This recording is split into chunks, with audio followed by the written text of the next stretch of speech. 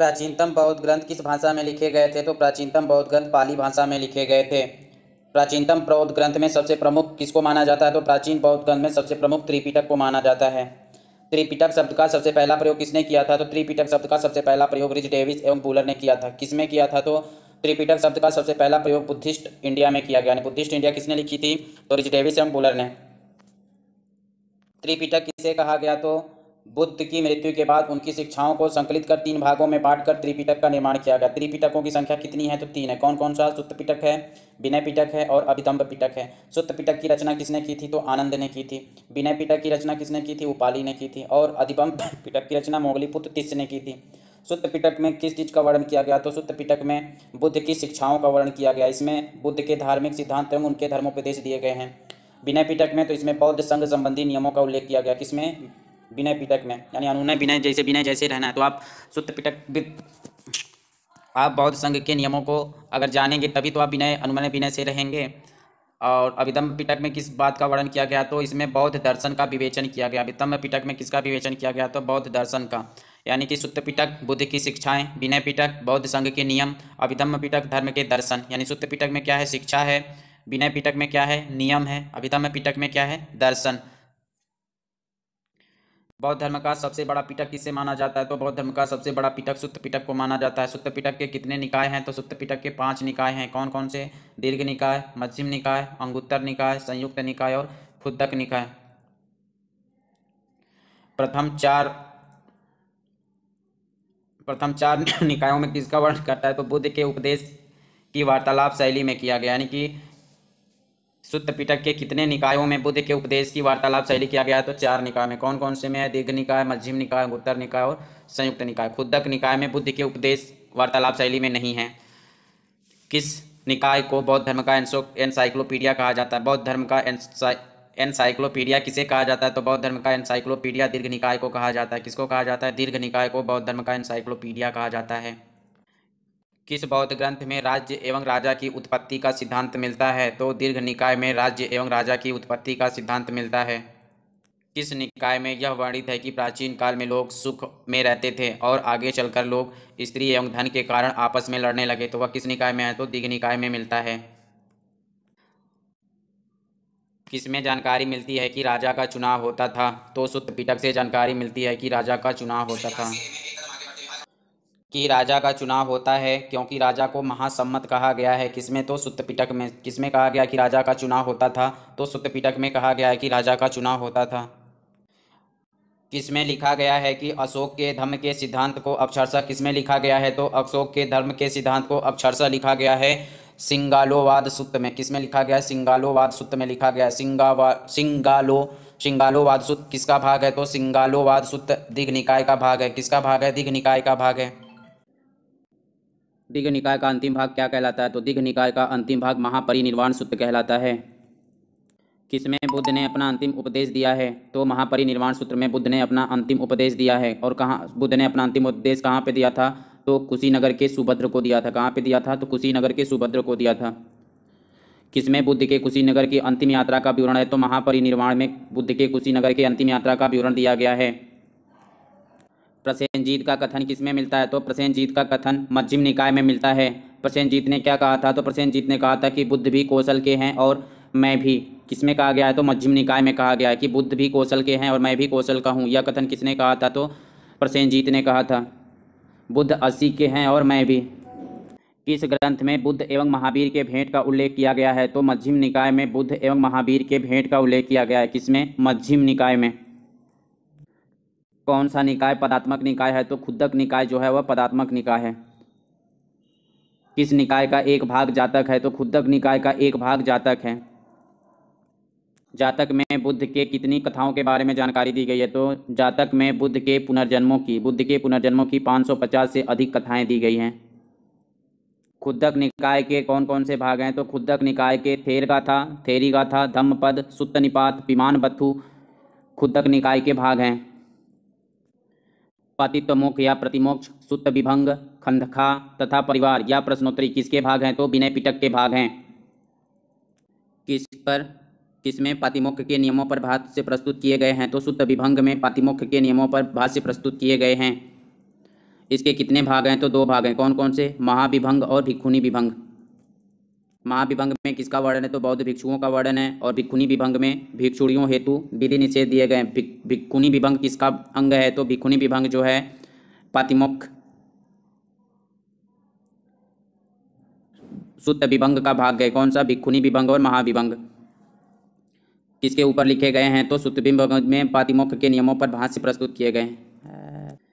किसमें संघीय जीवन संबंधी विधि निषेधों का विस्तृत विवरण मिलता है? तो खंडक में। खंडक में संघीय जीवन संबंधी विधि निषेधों का विस्तृत विवरण मिलता है। महाभग एवं चुल्लभग किसका भाग है? तो महाभग एवं चुल्लभग खंडका का भाग है। किसका भाग है? खंडका का भाग है। महाभग और चुल्लभग किसका भाग है?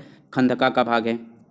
महाभग किसके लिए है? तो महाभग गृहस्थ पुरुषों के लिए है। और चुल्लभग किसके लिए है? तो चुल्लभग गृहस्थ स्त्रियों के लिए है। चुल्लभग चुल मची है किसको? स्त्रियों को। और महाभग किसको मचा है? तो पुरुषों को मचा है।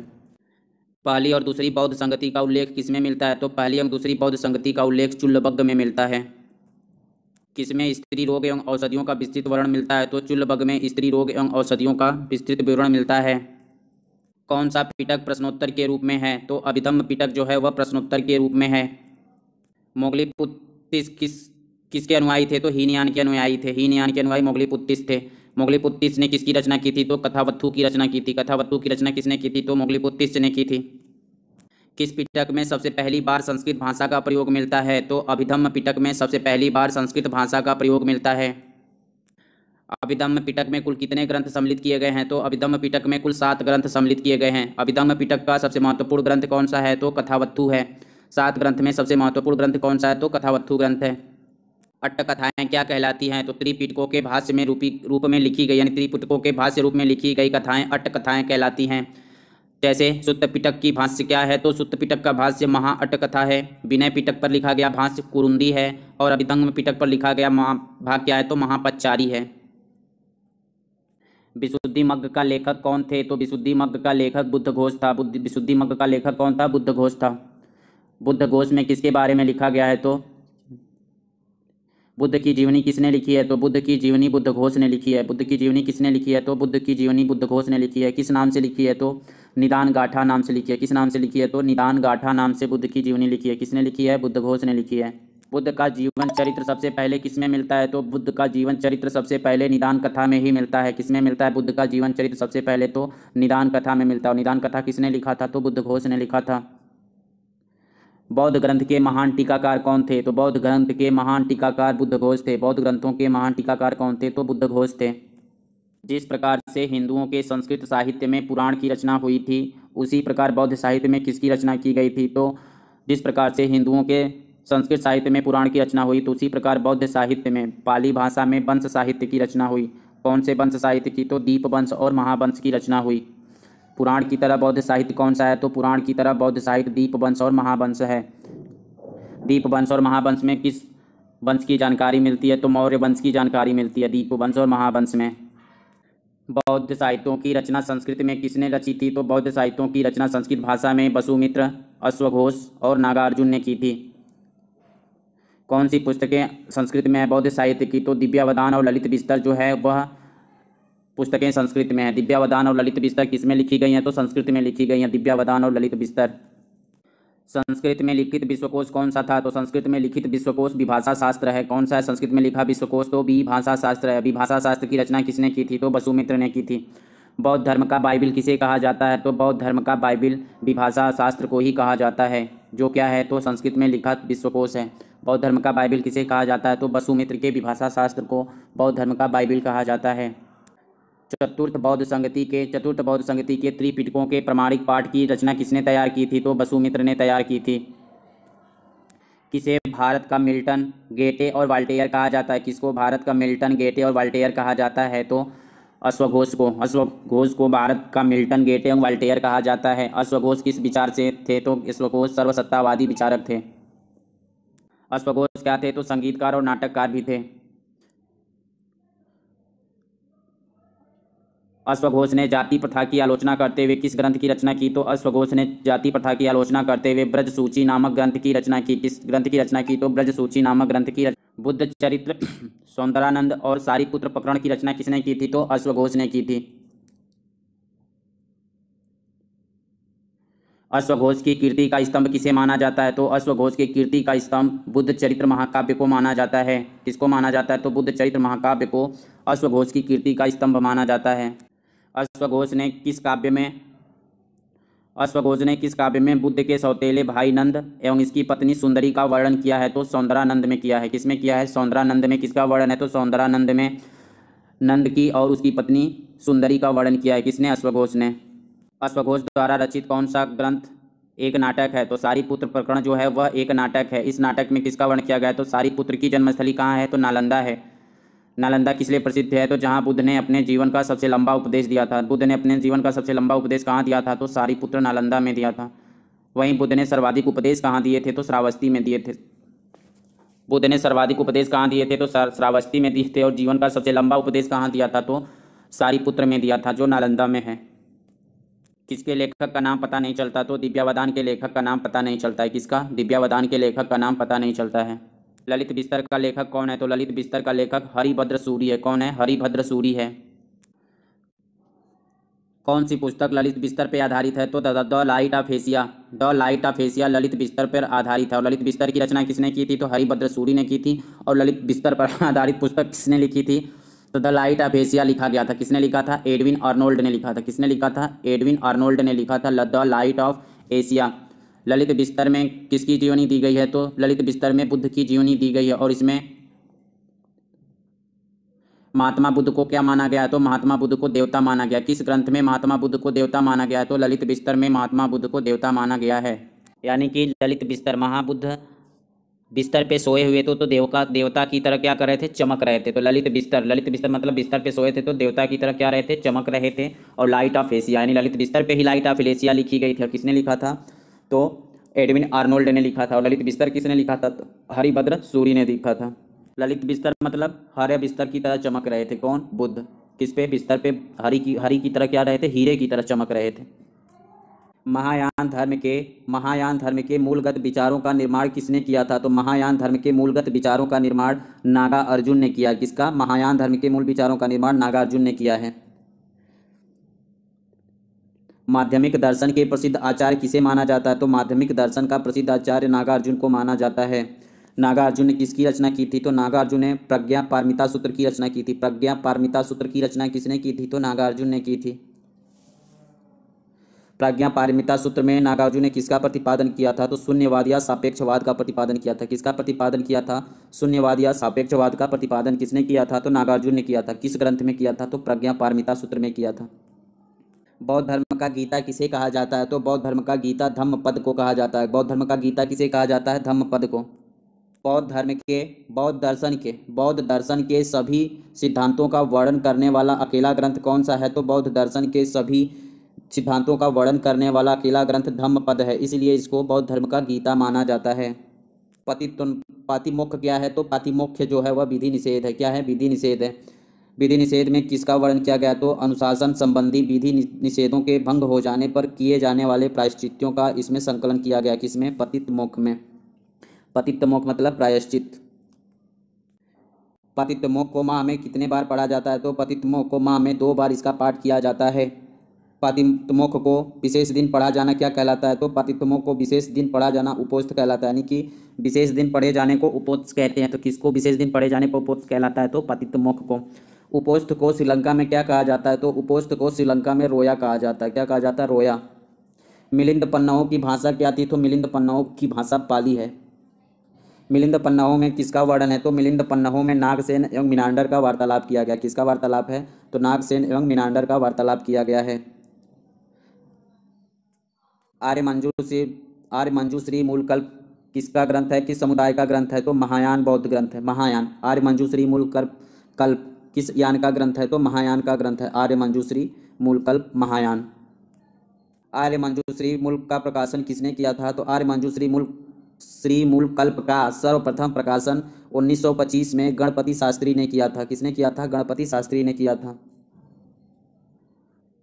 इसमें किस शासकों का वर्णन है? तो बौद्ध दृष्टिकोण से इसमें गुप्त सम्राटों का वर्णन मिलता है। किसमें? आर्यमंजूश्री मूलकल्प में किसका वर्णन मिलता है? तो गुप्त सम्राटों का वर्णन मिलता है। बौद्ध त्रिपिटक क्या कहलाता है? तो बौद्ध संघों के संगठन का विवरण त्रिपिटक ही देते हैं। बौद्ध संघों के संगठन का विवरण कहाँ से मिलता है? तो बौद्ध संघों के संगठन का विवरण त्रिपिटक से मिलता है। अशोक के धम्म का सिद्धांत किसमें लिखा गया है? तो अशोक के धम्म का सिद्धांत राहुलोवाद सूत्र में लिखा गया। राहुलोवाद सूत्र में लिखा गया है अशोक के धर्म का सिद्धांत। यह बात सबसे पहले किसने बताया कि अशोक के धम्म सिद्धांत को राहुलोवाद सूत्र में लिखा गया है? तो यह बात बताया था डॉक्टर भंडारकर ने। किस ग्रंथ में स्वर्गीय सुखों का वर्णन किया गया है? तो स्वर्गीय सुखों का वर्णन विमान बत्थु में किया गया। किसमें किया गया है? विमान बत्थु में। स्वर्गीय सुखों का वर्णन यानी कि विमान में बैठकर स्वर्ग में गया। विमान में बैठकर कहाँ गया? स्वर्ग में गया। तो स्वर्गीय सुखों का वर्णन किसमें है? तो विमान बत्थु में है।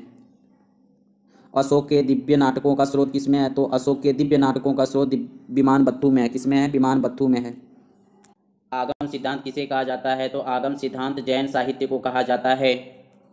आगम का लिपिबद्ध कब किया गया था? तो आगम का लिपिबद्ध द्वितीय जैन संगति में हुआ था। कब हुआ था? तो द्वितीय जैन संगति में आगम लिपिबद्ध हुआ था। जैनियों की प्राचीनतम रचना किसे माना जाता है? तो जैनियों की प्राचीनतम रचना पुब्बो को माना जाता है। किसको माना जाता है? पुब्बो को। और पुब्बो के रचनाकार किसे बताया गया? तो महावीर को। पुब्बों की संख्या कितनी थी? तो पुब्बों की संख्या 14 थी। इसको घटाकर 12 किसने कर दिया? तो इसको घटाकर 12 द्वितीय वल्लभी के द्वितीय संगति में घटाकर 12 कर दिया गया था। यानी पुब्बों की सबसे जैनों की प्राचीनतम रचना पुब्बो है। पुब्बो की रचना महावीर ने किया था। इसकी संख्या 14 थी पहले, लेकिन वल्लभी के द्वितीय जैन संगति में घटाकर इसको 12 कर दिया गया। द्वितीय जैन संगति कब हुई थी? तो 1513 या 1526 ईस्वी। 1513 या 1526 ईस्वी में। कहाँ पे? वल्लभी में, ईस्वी में। किस साहित्य में पुराण का महत्वपूर्ण स्थान है? तो जैन साहित्य में पुराण का बहुत महत्वपूर्ण स्थान है। पुराण को जैन साहित्य में क्या कहा जाता है? तो चरित कहा जाता है। क्या कहा जाता है पुराण को? तो चरित कहा जाता है। पुराण कितनी भाषाओं में रची गई है? तो पुराणों की भाषा 3 है। कौन कौन सी है? पुराण प्राकृतिक भी है, संस्कृत में भी लिखा गया है और अपभ्रंश भाषा में भी लिखा गया है। यानी पुराण कितने भाषाओं में लिखा गया? 3 भाषाओं में, प्राकृतिक, संस्कृत और अपभ्रंश भाषा में। प्रमुख पुराण कौन कौन से हैं? तो पद्म पुराण है, हरिवंश पुराण है, आदि पुराण है और कालिका पुराण है। यह महत्वपूर्ण पुराण माने जाते हैं। भगवती सूत्र का लेखक कौन है? तो भगवती सूत्र का लेखक अज्ञात है। यानी कि भगवती सूत्र का लेखक का नाम पता नहीं चला अभी तक। और एक कौन सा ग्रंथ था जिसका लेखक नहीं पता चला था? तो दिव्यावदान का। और भगवती सूत्र का लेखक पता नहीं है। भगवती सूत्र में किसकी जीवनियाँ दी गई हैं? तो इसमें तीर्थंकरों की जीवनियाँ दी गई हैं। जिन तीर्थंकरों की या वितराग की जीवनियाँ किसमें दी गई हैं? तो भगवती सूत्र में दी गई है। 16 महाजनपदों का उल्लेख किसमें हुआ है? तो 16 महाजनपदों का उल्लेख अंगुत्तर निकाय और भगवती सूत्र में मिलता है। किस ग्रंथ में महावीर स्वामी ने अपने प्रिय शिष्य इंदुभूति के साथ वार्तालाप के माध्यम से जैन सिद्धांतों का प्रतिपादन करते हुए वर्णन किया गया है? तो भगवती सूत्र में किया गया है। महावीर स्वामी का प्रिय मित्र कौन था? तो प्रिय शिष्य इंदुभूति था। उनके साथ वार्तालाप किया था। वार्तालाप के माध्यम से क्या किया था? तो जैन सिद्धांतों का प्रतिपादन किया था। और इसका वर्णन किस में मिलता है? भगवती सूत्र में मिलता है। भद्रबाहु चरित्र का लेखक कौन है? तो भद्रबाहु चरित्र का लेखक रत्ननंदी है। कौन है? रत्ननंदी है। भद्रबाहु चरित्र का लेखक रत्ननंदी है।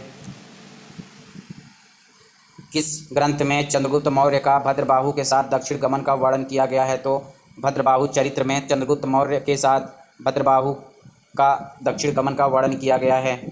परिशिष्ट प्रवर्मन किस भाषा में लिखी गई है? तो परिशिष्ट प्रवर्मन प्राकृतिक भाषा में लिखी गई है। परिशिष्ट प्रवर्मन की रचना किसने की थी? तो हेमचंद्र ने की थी 12वीं शताब्दी ईस्वी में।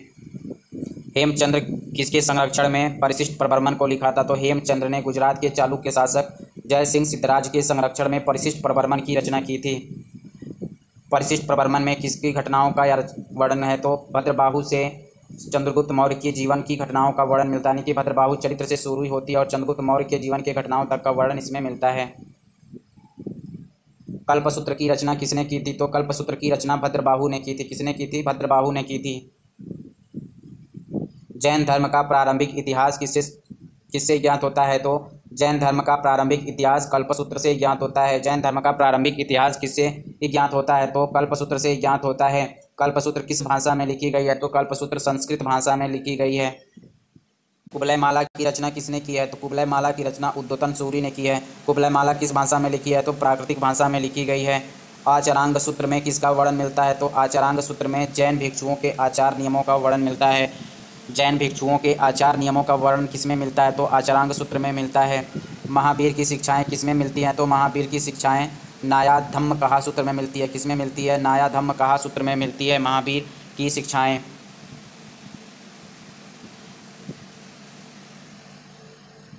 किस ग्रंथ में उपासकों को महावीर द्वारा गद्य में दिया गया निर्देश वर्णित किया गया है? तो उवासक दशाओं में महावीर द्वारा गद्य में दिया गया निर्देश वर्णित किया गया। किसमें? उवास गद दशाओं में। किस पुस्तक में यह जानकारी मिलती है कि 10 व्यापारियों ने यह घोषणा की कि उन्हें जैन धर्म के निर्देश का पालन करने पर मोक्ष की प्राप्ति हुई? तो यह पुस्तक थी उवास गद साओं में। किसमें मिलती है? उवास गद साओं में मिलती है। 10 व्यापारियों ने घोषणा की कि जैन धर्म के अपनाने से उनको मोक्ष की प्राप्ति हुई थी। प्रसिद्ध जैन भिक्षुओं की जीवन कथाएं किसमें वर्णित है? तो प्रसिद्ध जैन भिक्षुओं की जीवन कथाएं अंतगढ़ दशाओं में। किसमें? अंतगढ़ दशाओं में या अड़तुरो व ई दशाओं में मिलती है। किसमें कर्मफल का विवेचन किया गया है? तो कर्मफल का विवेचन विभाग सूय मसूत में किया गया। किसमें किया गया है? विभाग सूय मसूत में किया गया है। क्या किया गया? विभाग मय सूत में। तो इसमें कर्म व फल का विवेचन किया गया है। राष्ट्रकूट का कौन शासक जैन सन्यासी बन गया था? तो राष्ट्रकूट का अमोघवर्ष जो था वह जैन सन्यासी बन गया था। अमोघवर्ष की पुस्तक का क्या नाम है? तो अमोघवर्ष की पुस्तक का नाम रत्नमालिका और कविराज मार्ग है। कविराज मार्ग और रत्नमालिका की रचना किसने की थी? तो अमोघवर्ष ने की थी। अमोघवर्ष की रत्नमालिका किस भाषा में है? तो अमोघवर्ष की रत्नमालिका संस्कृत भाषा में है और कविराज मार्ग कन्नड़ भाषा में है। किस ग्रंथ के कुछ भागों की रचना जैनियों ने की थी? तो तमिल ग्रंथ पूरल जो था, पूरल ये तमिल ग्रंथ था, इसके कुछ भागों की रचना जैनियों ने की थी। दिगंबरों के साहित्य को क्या कहा जाता था? तो दिगंबरों के साहित्य को वेदा या वेद कहा जाता था।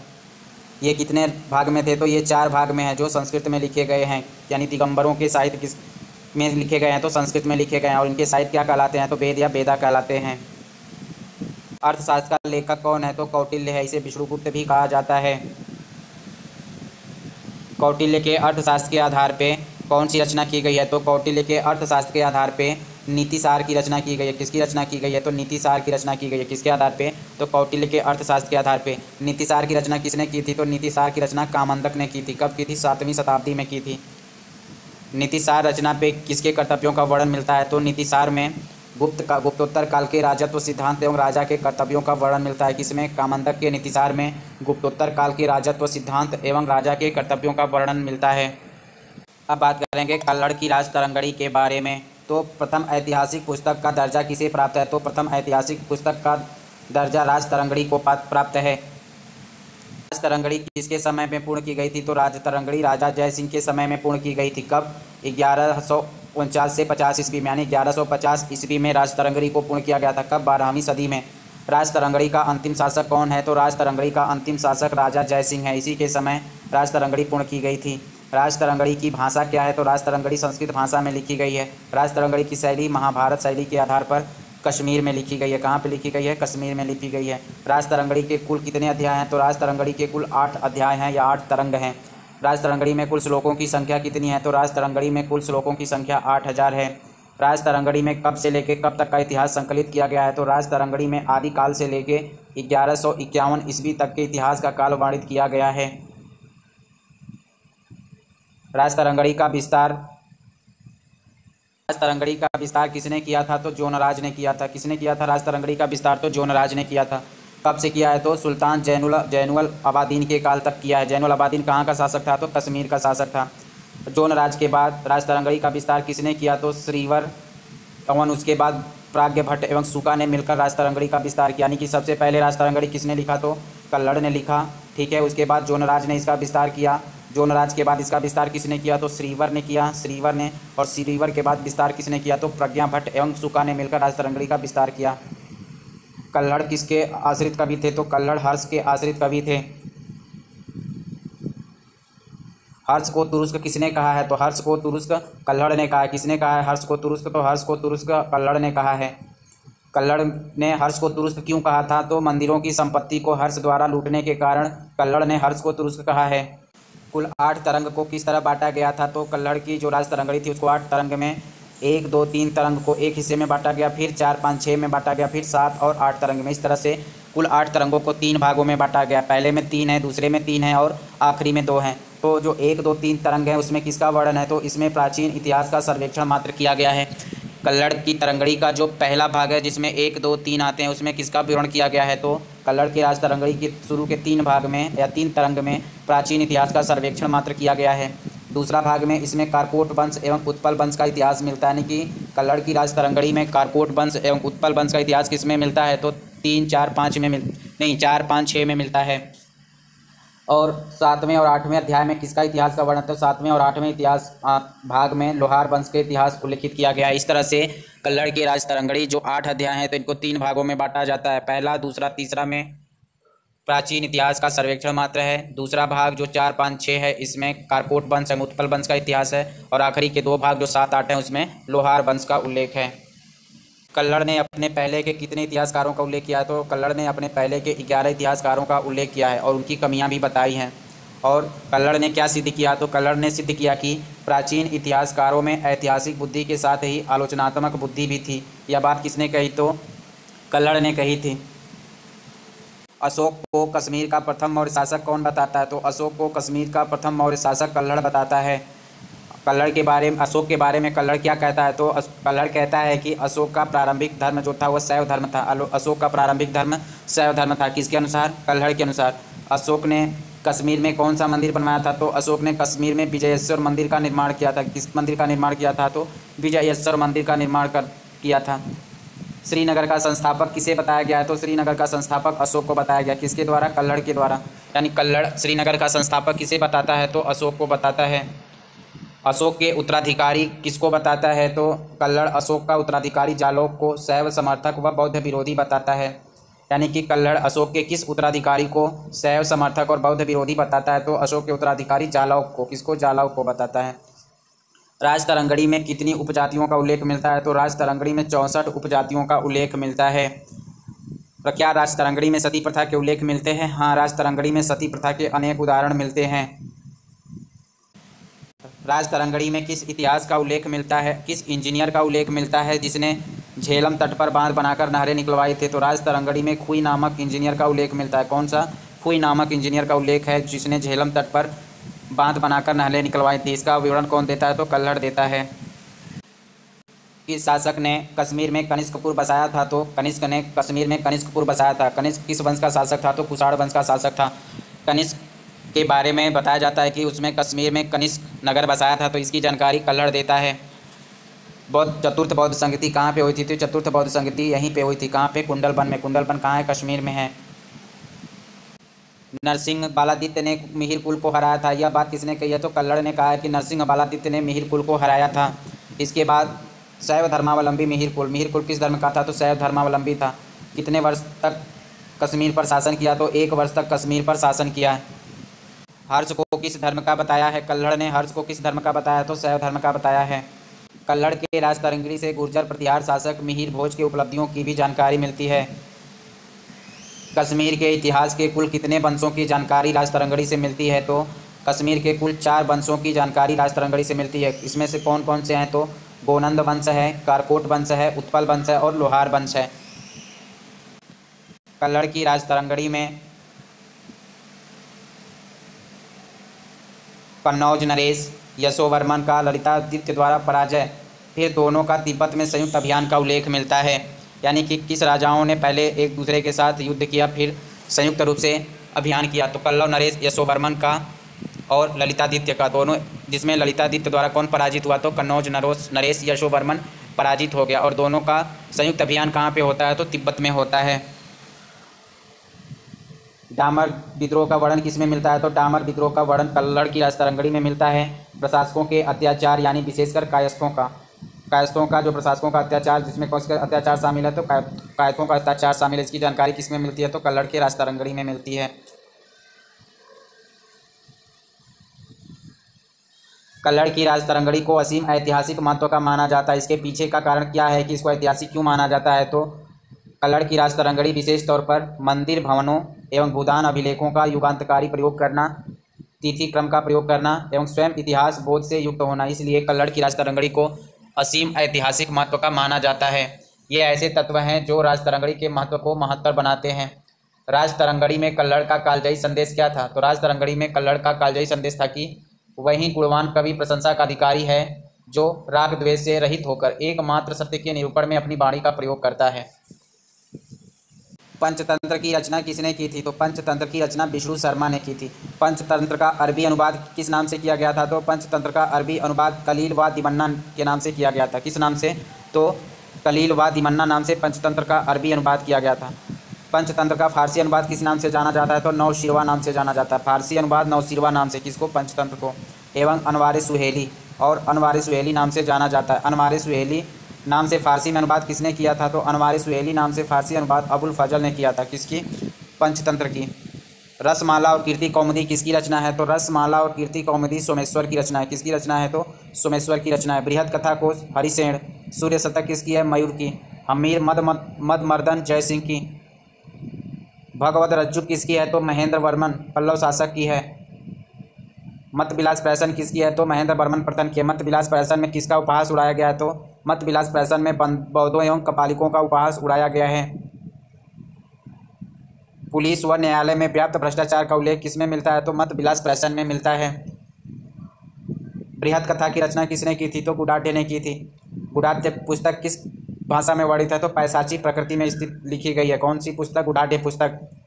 आंध्र का महाभारत किसे कहा जाता है? तो आंध्र का महाभारत बृहद कथा को कहा जाता है, ना कि गुडाढ्य को। गुडाढ्य लेखक का नाम है भाई। आंध्र का महाभारत किसे कहा जाता है? तो आंध्र का महाभारत बृहद कथा को कहा जाता है। बृहद कथा किस भाषा में लिखी गई थी? तो पैशाची प्राकृतिक भाषा में लिखी गई थी।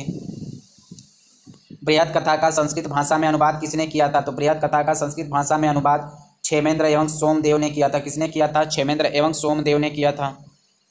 जिसके नाम क्या क्या हैं? तो जिसके नाम है बृहद कथा मंजरी और कथा सरित सागर। बृहद कथा मंजरी किसकी है? तो क्षेमेंद्र की है। और बृहद कथा मंजरी किसका संस्कृत रूपांतरण है? तो बृहद कथा का संस्कृत रूपांतरण है। और कथा सरित सागर किसने लिखा है? तो कथा सरित सागर सोमदेव ने लिखा है। कथा सरित सागर किसका हिंदी संस्कृत रूपांतरण है? तो बृहद कथा। और बृहद कथा पैशाची प्राकृतिक में लिखी गई थी। तो इस तरह से सबसे पहले बृहद कथा किसने लिखा था? तो गुडाढ्य ने लिखा था।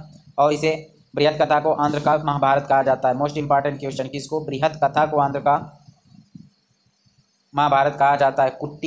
कुट्टी नीमतम किसकी रचना है? कुट्टी नीमतम दामोदर गुप्त की रचना है। कुट्टी नीमतम।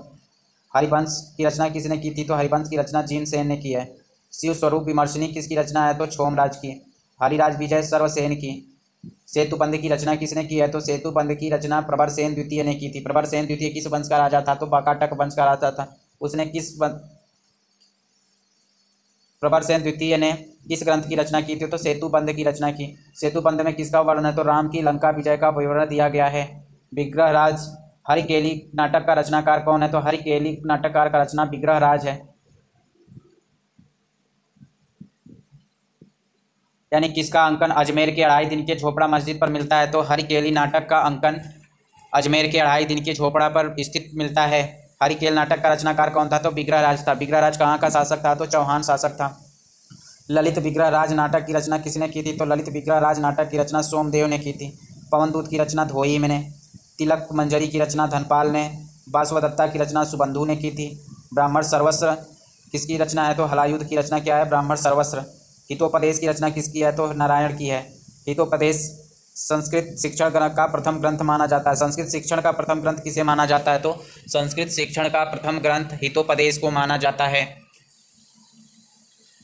मुगल काल में हितोपदेश का फारसी अनुवाद किसने किया था? तो ताजुल माली ने किया था। किसने किया था हितोपदेश का अंग्रेजी अनुवाद? तो फारसी अनुवाद। मुगल काल में हितोपदेश का फारसी अनुवाद तीजो माली के नाम से किया गया था। किस नाम से? तो तीजो माली के नाम से किया गया था। बृहद कथा मंजरी किसकी रचना है? तो क्षेमेंद्र की रचना है। क्षेमेंद्र कथा मंजरी में किसका वर्णन किया गया है? तो क्षेमेंद्र मंजरी में क्षेमेंद्र ने हास्य रस एवं व्यंग्यपूर्ण शैली में अपने युग के पाखंडियों की झिल्ली उड़ाई है। 10 कुमार चरित्र की रचना किसने की थी? तो दंडी ने। काव्यदर्श की रचना दंडी ने की थी। बाढ़ के पश्चात दंडी संस्कृत गद्य के साहित्य के प्रसिद्ध लेखक माने जाते थे। किसके पश्चात? बाढ़ के पश्चात दंडी संस्कृत तथा गद्य साहित्य के प्रसिद्ध लेखक माने जाते थे। दांडी कांची के पल्लव नरेश नरसिंह बर्मन राज्यसभा से सदस्य थे। किससे राज्यसभा सदस्य थे? तो गौड़बहो, यानी प्राकृतिक भाषा में गौड़बहो लिखा गया था। किसकी रचना किसने की थी? तो वाक्यपति मुंज ने की थी। गौड़बहो जो प्राकृतिक भाषा में लिखा गया, इसमें किसका वर्णन किया गया? तो कन्नौज नरेश यशो बर्मन के गौड़ पर किए गए आक्रमण का उल्लेख है गौड़बहो में। मुंशिक वंश की रचना किसने की थी? तो मुंशिक वंश की रचना अतुल ने की थी। और चौर पंचाशिका की रचना किसने की थी? तो बिल्हड़ ने। विक्रमांक देवचरित की रचना बिल्हड़ ने की थी। विक्रमांक देवचरित में किसका वर्णन किया गया है? तो विक्रमांक देवचरित में कल्याणी के चालुक्य नरेश विक्रमांक कष्ट को वर्णन किया गया है। बिल्हड़ मूलतः कहाँ के रहने वाले थे? तो बिल्हड़ मूलतः कश्मीर के निवासी थे और सर्वप्रथम कलचूरी नरेश लक्ष्मीकर्ण के दरबार में कुछ वर्ष रहे। इसके बाद नव सहसांक चरित्र की रचना किसने की थी? तो पद्मगुप्त परिमल ने की थी। किसने की थी? नव सहसांक चरित्र की रचना पद्मगुप्त परिमल ने की थी। नव सहसांक चरित्र में किसका वर्णन किया गया? तो नव सहसांक चरित्र में नरेश वाक्यपति मुंज एवं उसके भाई सिंधुराज का वर्णन है। पद्मगुप्त परिमल इन दोनों परमार शासकों के राजकवि थे। यानी पद्मगुप्त और परिमल किसके राजकवि थे? तो परमार शासकों के राजकवि थे। आनंद भट्ट बंगाल के सेन शासकों का उल्लेख करता है किसमें? बल्लाल चरित्र में। बल्लाल चरित्र की रचना किसने की थी? तो बल्लाल चरित्र की रचना आनंद भट्ट ने की थी। बंगाल के संत यनसेन, बंगाल का सेन शासक कौन था? तो बल्लाल चरित्र में किसका वर्णन किया गया? तो बल्लाल चरित्र में बंगाल के सेन शासकों का उल्लेख किया गया है। बल्लाल चरित्र किसने लिखा था? तो आनंद भट्ट ने लिखा था। दान सागर, अद्भुत सागर जो खगोल शास्त्र था, अद्भुत सागर और दान सागर, इसकी रचना किसने की थी? तो बल्लाल सेन ने की थी। रामचरित्र की रचना किसने की थी? तो रामचरित्र की रचना भयंकर संध्याकर नंदी ने दी थी। संध्याकर नंदी ने रामचरित पुस्तक में स्वयं को कलयुग का वाल्मीकि कहा तथा रामायण का वर्णन राम के गोपाल में किया है। यानी कि कलयुग का वाल्मीकि किसे कहा गया है? तो संध्याकर नंदी को कलयुग का वाल्मीकि कहा गया है। कलयुग का वाल्मीकि किसे कहा गया? तो संध्याकर नंदी को कहा गया। कौन सी रचना रची थी इन्होंने? तो रामचरित रची थी। रामपाल का वर्णन राम के रूप में किया है। किसने रामपाल का वर्णन राम के रूप में? संध्याकर नंदी ने किया है। हेमचंद्र कुमारपाल चरित्र, द्वयाश्रम महाकाव्य, परिशिष्ट प्रवर्मन, सिद्ध हेमु व्याकरण ग्रंथ। सिद्ध हेमु क्या है? व्याकरण ग्रंथ है और परिशिष्ट प्रवर्मन है। कुमारपाल चरित्र और परिशिष्ट प्रवर्मन, सिद्ध सेम और त्रिषष्टि शलाका पुरुष चरित्र की रचना किसने की थी? तो हेमचंद्र ने की थी। हेमचंद्र ने कौन कौन सी रचनाएं की थी? तो कुमारपाल चरित्र, परिशिष्ट प्रवर्मन, सिद्ध हेम और त्रिषष्टि शलाका पुरुष चरित्र की रचना की थी। कुमारपाल चरित्र कौन सा महाकाव्य था? तो द्वयाश्रय महाकाव्य था। द्वयाश्रय महाकाव्य किसे कहा जाता है? तो कुमारपाल चरित्र को द्वयाश्रय महाकाव्य कहा जाता है। सिद्ध हेम को क्या कहा जाता है? तो सिद्ध हेम को व्याकरण ग्रंथ कहा जाता है। और तीसरा शलाका पुरुष चरित्र। हेमचंद्र गुजरात के चालुक्य शासक जयसिंह एवं कुमारपाल की सभा में निवास करते थे। हेमचंद्र की उपाधि क्या थी? तो हेमचंद्र की उपाधि कलिकाल सर्वज्ञ थी। कौन सी उपाधि थी? कलिकाल सर्वज्ञ। कुमारपाल चरित्र की रचना जयसिंह सूरी ने भी की थी। पृथ्वीराज विजय की रचना किसने की थी? विजयराज की रचना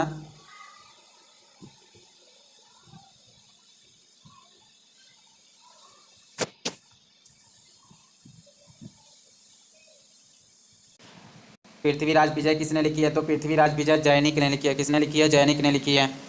पृथ्वीराज रासो किसने लिखा है? चंद बरदाई ने। इसे हिंदी साहित्य का प्रथम महाकाव्य माना जाता है। राजमृगांक, सरस्वती कंठाभरण, श्रृंगार प्रकाश, चंपारण, पूर्वसूतक और युक्त कल्पतरु और तत्व परीक्षा, यह सब किसकी रचनाएं हैं? तो भोज परमार की रचनाएं हैं। सोढ़ुल की रचना क्या है? अवंती सुंदरी कथा। अवंती सुंदरी कथा किसकी रचना है? तो सोढ़ुल की। प्रबोध चंद्रोदय किसकी रचना है? तो कृष्ण मिश्र ने की है। कृष्णमित्र किस शासक के दरबार में थे? तो कृष्णमित्र चंदेल के शासक कीर्तिवर्मन के दरबार में थे।